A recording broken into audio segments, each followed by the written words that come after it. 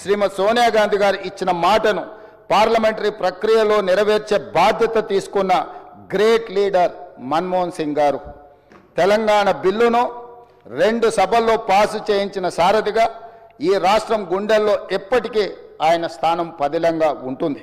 అటువంటి మహనీయుడికి 4 కోట్ల తెలంగాణ ప్రజల తరఫున ఈ శాసనసభ ద్వారా రాజకీయాలు పార్టీలకు అతీతంగా కృతజ్ఞతలు తెలపడమే కాక ఘన నివాళి అర్పించాల్సిన అవసరం ఉంది. ఉద్యమాన్ని ప్రజల మనోభావాలను అర్థం చేసుకొని తెలంగాణ రాష్ట్ర ఏర్పాటుకు మన్మోహన్ సింగ్ సంపూర్ణ మద్దతు ప్రకటించారు. తెలంగాణ ప్రజలు శ్రీమతి సోనియా గాంధీ గారికి ఎంత రుణపడి ఉంటారో మన్మోహన్ సింగ్ గారికి కూడా అంతే రుణపడి ఉంటారు. అధ్యక్ష వారి మరణ వార్త విని బెల్గాం నుంచి ఉటావుటిన మేము ఢిల్లీకి బయలుదేరి వారి కుటుంబాన్ని కలిసినాం. వారి సతీమణిని కలిసి నన్ను నేను పరిచయం చేసుకున్నా.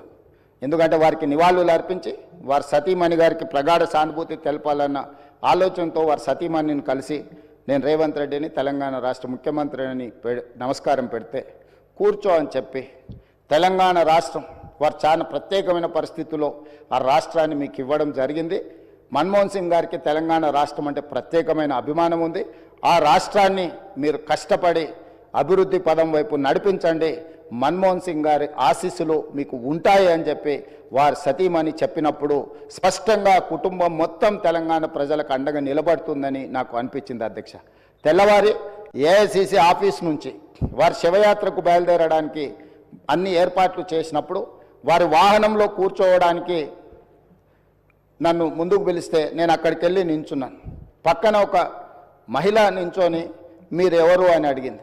నేను వారిని ఎవరో సహజంగా అక్కడికి వచ్చిన వారికి నివాళులు అర్పించడానికి వచ్చిన వాళ్ళు ఎవరో అనుకొని చాలా క్యాజువల్గా మాట్లాడాను. అధ్యక్ష కాసేపు అయినాక మాట్లాడితే వారు మన్మోహన్ సింగ్ గారి 2వ కుమార్తె.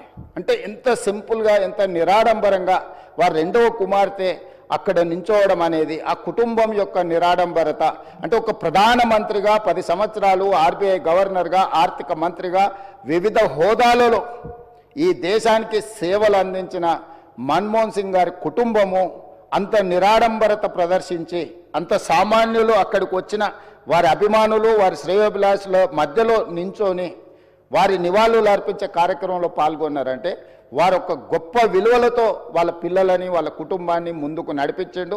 వాళ్ళ కుటుంబానికే కాదు అధ్యక్ష, ఈరోజు ఈ దేశ యువకులకు అందరికీ కూడా డాక్టర్ మన్మోహన్ సింగ్ గారు ఆదర్శము.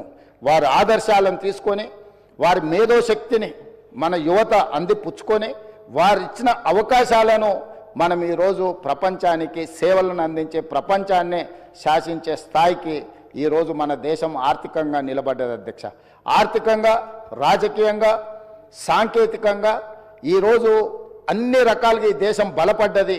ఈ దేశం ప్రపంచంతో పోటీ పడుతున్నదంటే డాక్టర్ మన్మోహన్ సింగ్ గారి సేవలు ఎన్నో ఈ దేశానికి ఉపయోగపడ్డాయి. అధ్యక్ష అలాంటి గొప్ప నాయకుడిని కోల్పోయిన సందర్భంగా ఈరోజు తెలంగాణ శాసనసభ తమరి నాయకత్వంలో ఒకరోజు సమావేశాలను ఏర్పాటు చేసి రాజకీయాలకు అతీతంగా ఎన్ని విషయాలలో మనకు భిన్న అభిప్రాయాలు ఉన్నా ఈ దేశంలో ఉండే 140 కోట్ల ప్రజలకు అన్ని రాజకీయ పార్టీలు అన్ని సంఘాలు ఆర్ఎస్ఎస్ నుంచి ఆర్ఎస్యు వరకు కమ్యూనిస్టుల నుంచి ఈరోజు మిగతా రాజకీయ పార్టీల వరకు ఎవరిని తీసుకున్నా ఈరోజు మన్మోహన్ సింగ్ గారి పట్ల ఏకాభిప్రాయమే వ్యక్తం చేయాల్సిన సందర్భం. అధ్యక్ష అందుకే మీ అందరి తరఫున సభలో అందరి సభ్యుల సంపూర్ణ సహకారంతో డాక్టర్ మన్మోహన్ సింగ్ గారికి భారతరత్న ఇచ్చి వారి గౌరవాన్ని ఏ పదవులైనా ఏ హోదాలైనా వాటికే వన్నె తీసుకొచ్చిన మన్మోహన్ సింగ్ గారు.